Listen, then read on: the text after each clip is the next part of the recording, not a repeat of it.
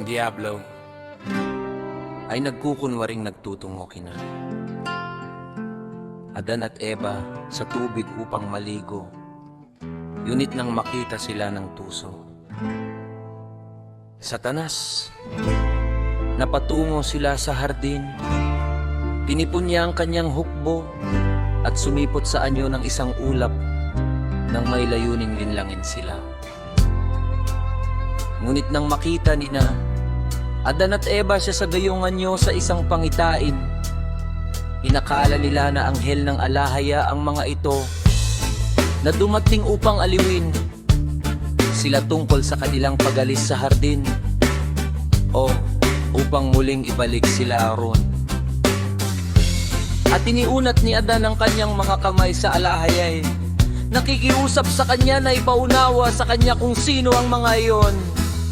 Nang magkagayoy, nagsalita si Satanas, ang napupuot sa lahat ng kabutihan.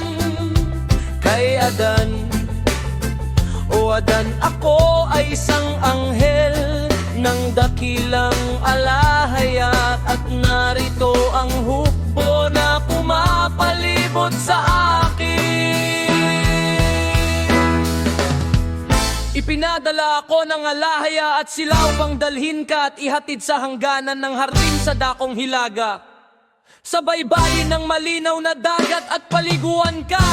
At si Eva roon at ibangon kayo yung kanting kagalakan upang kayo'y muling makabalik sa hardin.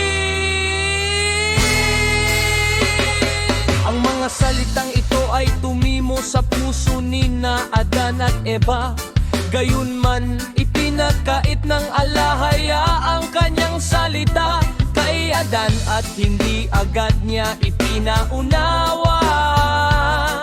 Bagkus ay naghintay upang makita ang kanyang lakas, kung siya ay madadaig tulad ni Eva noon nasa hardin pa, o kung siya ay magwawagi.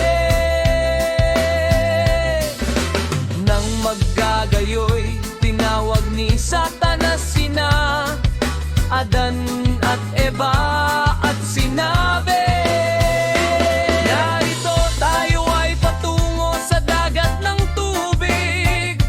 At sila'y nagsimulang lumakad at sinundan sila ni Aga at Eva sa may kaunting distansya.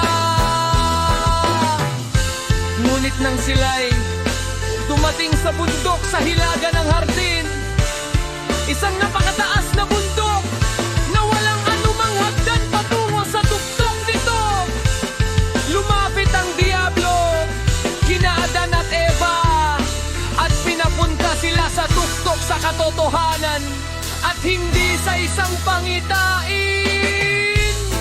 na ninanais tulad ng kanyang ginawa, na ihulog sila at patayin at purahin ang kanilang pangalan mula sa lupa, upang ang lupaing ito ay manatili para sa kanya at sa kanyang hukbo lamang. Sinabi ng alahaya, hayagan ang layunin ng Diablo, ngunit nang makita ng mahabaging alahaya, aba, yaawa na nais patayin ni Satanas si Adan sa pamamagitan ng kanyang mga katusuhan. Nakita na si Adan ay maamo at walang daya, nagsalita ang halahaya kay Satanas sa malakas na tingig at isinumpa siya. Nang magkagayoy siya at ang kanyang hukbo ay tumakas, at si Adan at si Eva ay nanatiling nakatayo sa tuktok ng bundok, kung saan nakita nila sa ibaba ang malawak na mundo na mataas na itinaas kaysa sa kanila.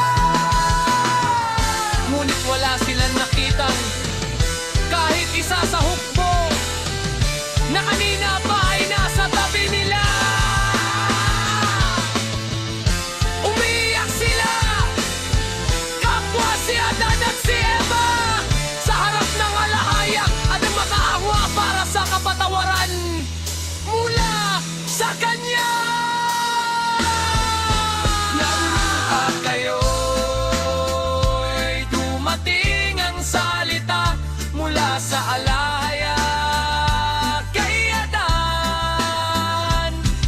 sinabi sa kanya, alamin mo at unawain ang tungkol sa Satanas na ito.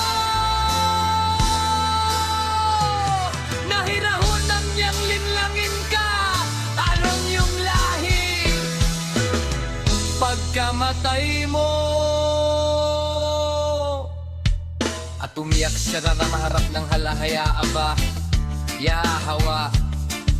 At nagmakaawa at nagsumamo sa kanya, nabigyan siya ng isang bagay mula sa hardin, bilang isang palatandaan para sa kanya kung saan siya aaliwin.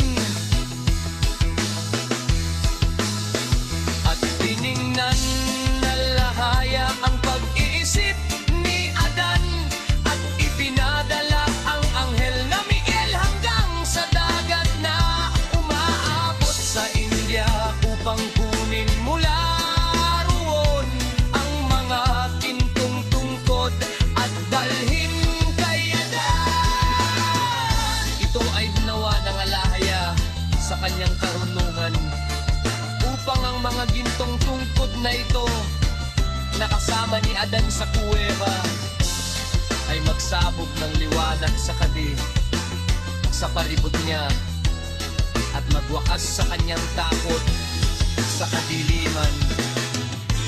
Nang magkagayoy, bumaba ang anghel na Miguel ayon sa utos ng alahaya, aba, Yahawa.